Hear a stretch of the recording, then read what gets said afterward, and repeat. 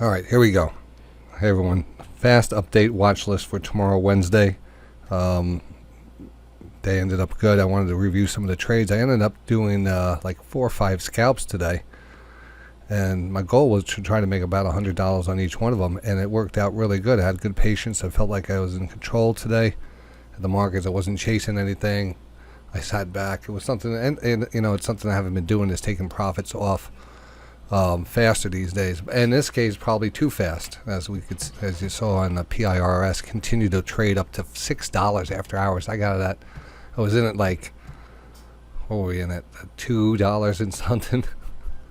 Sold it at 3 something and went on to $6. So I mean, that was kind of like GameStop. I had the calls in that. I bought them like at $7 and sold them at.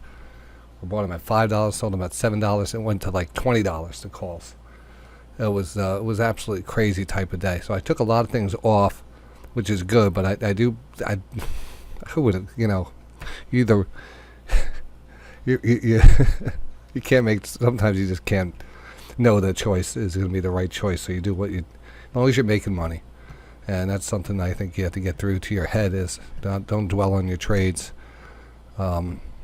Stick to your game plan. Not all the time you're going to have such big moves as today, big reversal. Like in the GameStop was the squeeze play, and that was good. And Boeing worked out great. I started scaling out of that, and that wasn't even a scalp. These were just options I've been holding on that. We got up to 240. What was it? Up to 244 at least, I think. Right up around 243 and change. And I said at that point, that double top, I said this is probably the best place to get out. If anything in the May, June, kind of July area time frame. July maybe kind of borderline, because I got back in on the pullback. So I'm holding a little more, picked up some July. All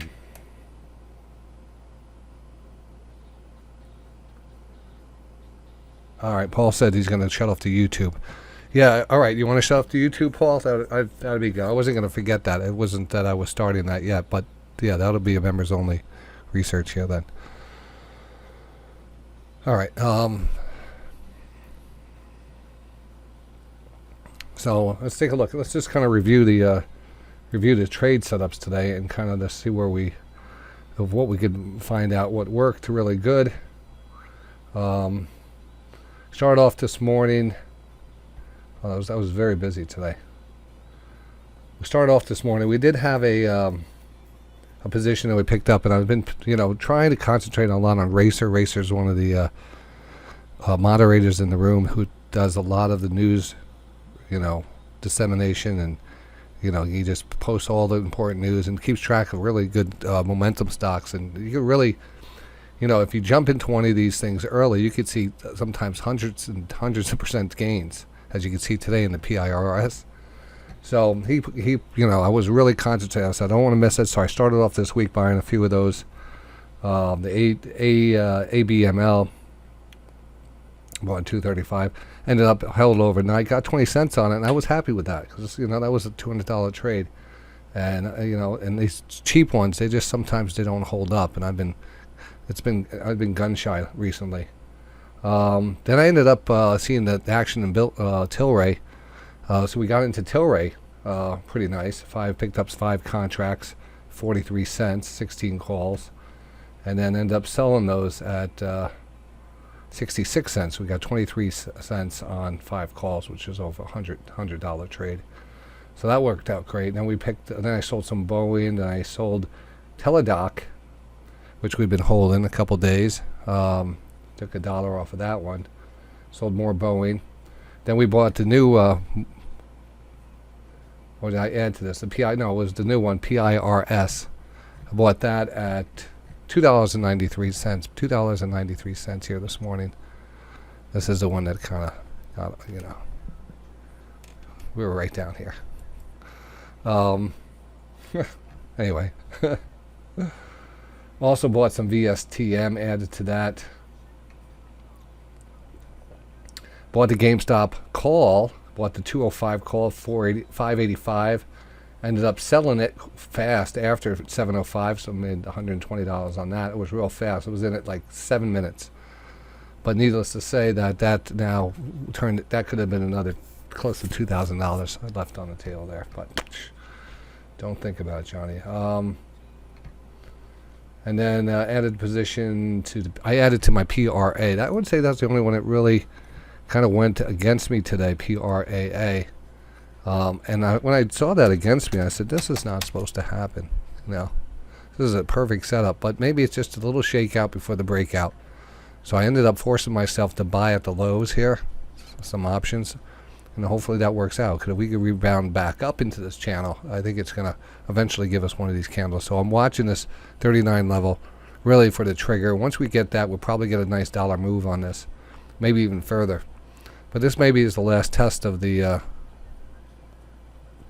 wasn't too much volume involved with this. It's some, it just came right back down to that level. So I'd like to see it rebound right back up to that level. Maybe it flushes a little and then reverses. So anyway, that is borderline on that. Added to that position today. Then I ended up buying some GameStop, knowing that we'd probably get a squeeze into the close, and overnight we'd probably get a nice run. And yes, we did. We started to ramp up here, so I ended up taking it off around 6 o'clock, maybe, wherever it was. Just because I said, you know what, I'm not a believer in the NFT thing. So I just got out. I said, I'm locking in those profits. Very little profits on that. I got $6 on that, 15 shares.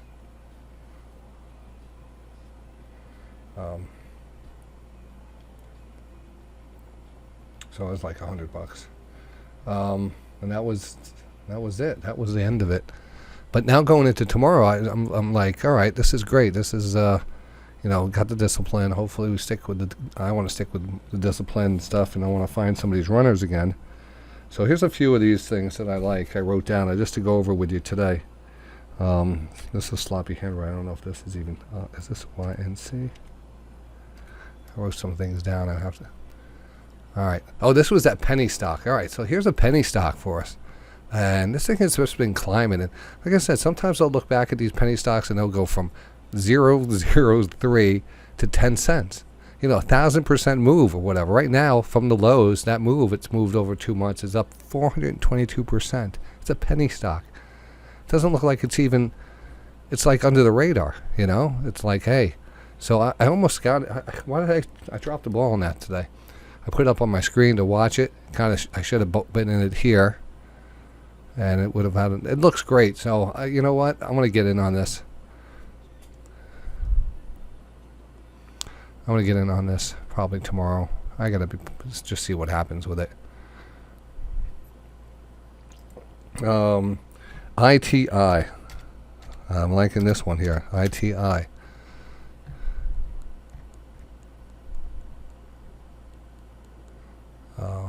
That's a daily. Now, why was I looking at this? No, that's UTI. I like ITI. That's why that doesn't look right. ITI. There we go. Here we go. Now you can see. Nice. This has a very similar pattern to a couple stocks that I traded. And then one of them I'm still in. What's the one? Which one is this one? Oh, I have so many different ones. Oh, so many stocks in my head. There's a couple great patterns like this. They're flatline poppers. I think it was the AINC, was it? Ashford, was it? Yeah. Yeah, here it is. See the pop and then the pop and the pop. And it's a pretty decent price. This is the kind of setup I like, though. It's like a triple top, and then we pull back, and then we explode through it.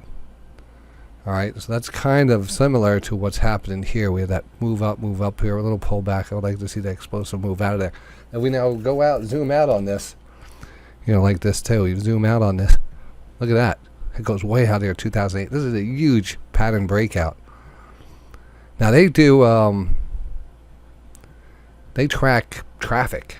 They track, commute, something to do with traffic tracking and stuff. So, I like that. I thought maybe I didn't get in this one. I thought I did, but I didn't. Again, very busy during the week, during the day, so we're all over the place. Let's take, and I'm starting to look again at Sear here.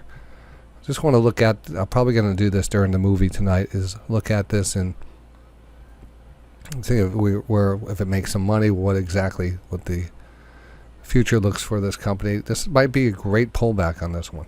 This was an IPO, and it got up to about $85. Now it's down to $28. So this is going to start looking really good. Now, do we get another push down? Maybe not.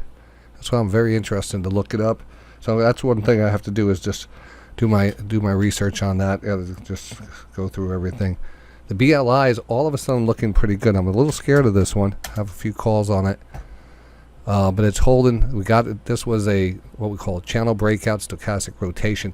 And I went through about 500 stocks today after the close. I was just reviewing stocks, looking for the same setup.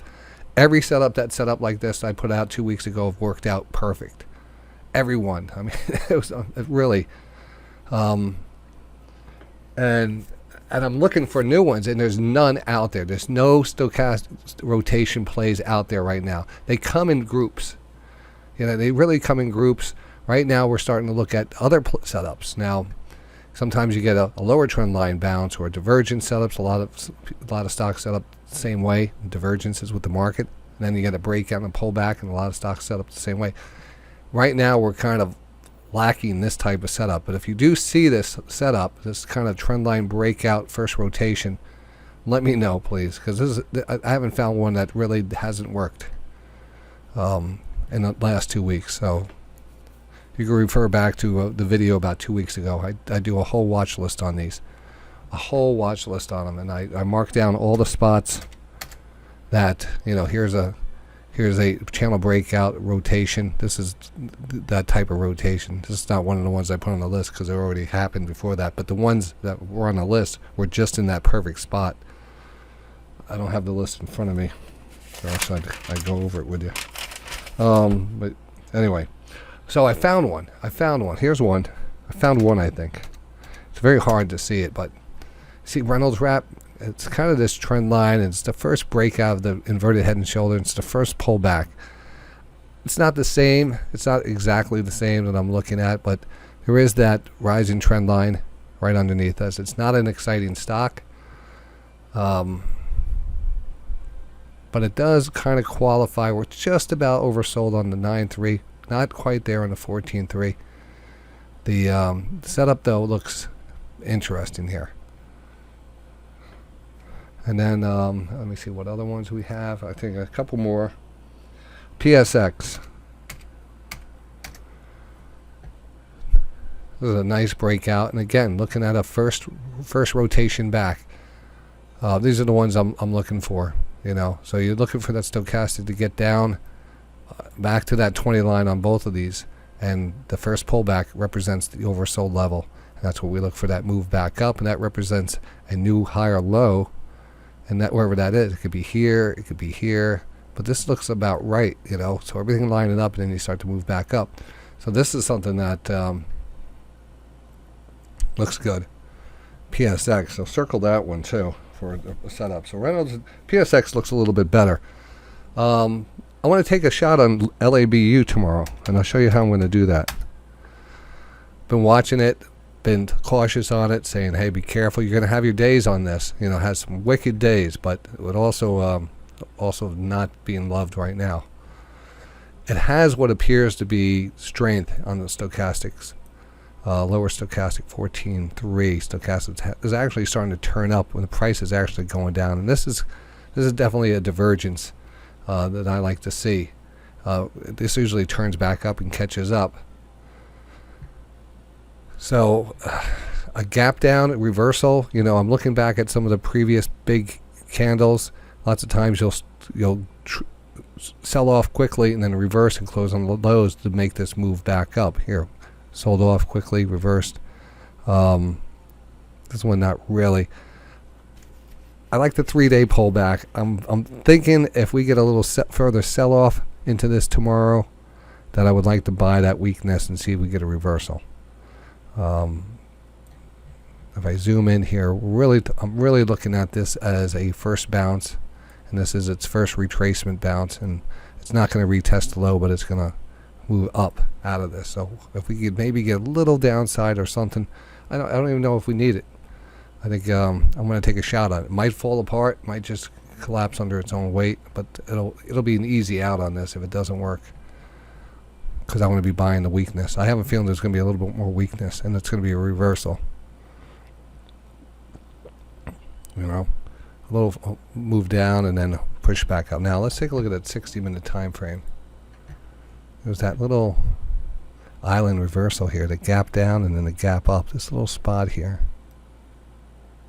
And also we had this 60-minute divergence came in right at the close. That's interesting, huh? It's not a steep one, but it is one. So that has my interest tomorrow to trade. You know, if we catch the right groove on this, 60-minute time frame, a nice candle, we might have that follow-through candles. It might give us a nice day. So I'm watching that one real close tomorrow. And we're right about 8 o'clock, and I'm just about done with the video. So I'm going to send this out. If you didn't catch the beginning of it, just going out to the members, just to get us prepared for tomorrow. A lot of great trade ideas on this, and that's what I'm going to do. That was not bad. And now it's movie night. So let me save this, stop this.